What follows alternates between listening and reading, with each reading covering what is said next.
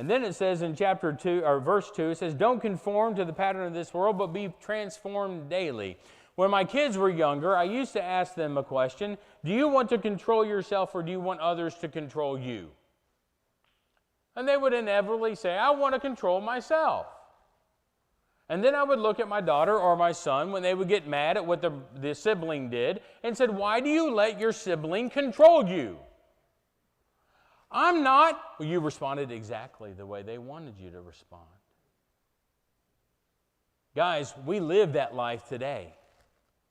People are saying all kinds of things on the internet, on the news, in your workplaces, around school, anywhere to get your ire up, to get you to respond in a negative way, to show that Christianity really isn't taking hold in your life.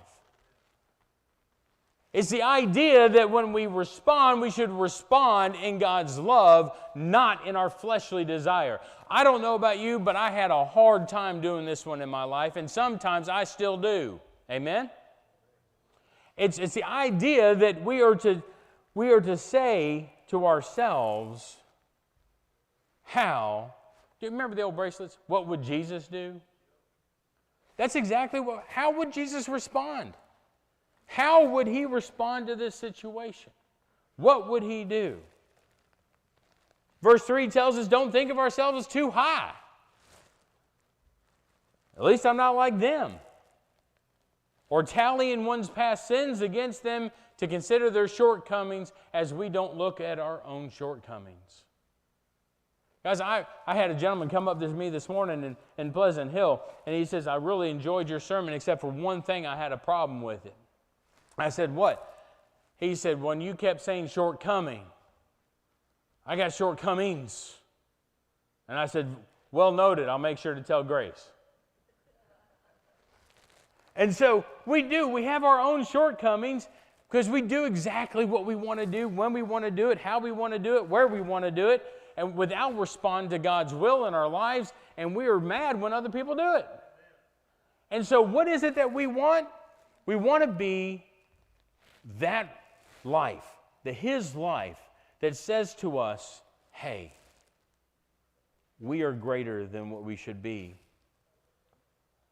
God created you to be something beautiful. God created you to glorify Him. I told you that last week.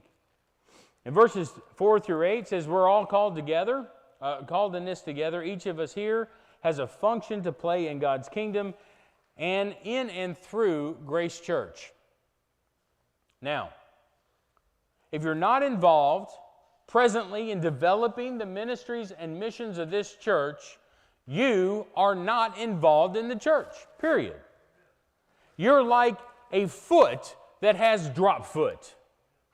Now, if you're not familiar with drop foot is, it's one of those disorders that the foot looks great. It looks great as long as it's standing still, but once you start,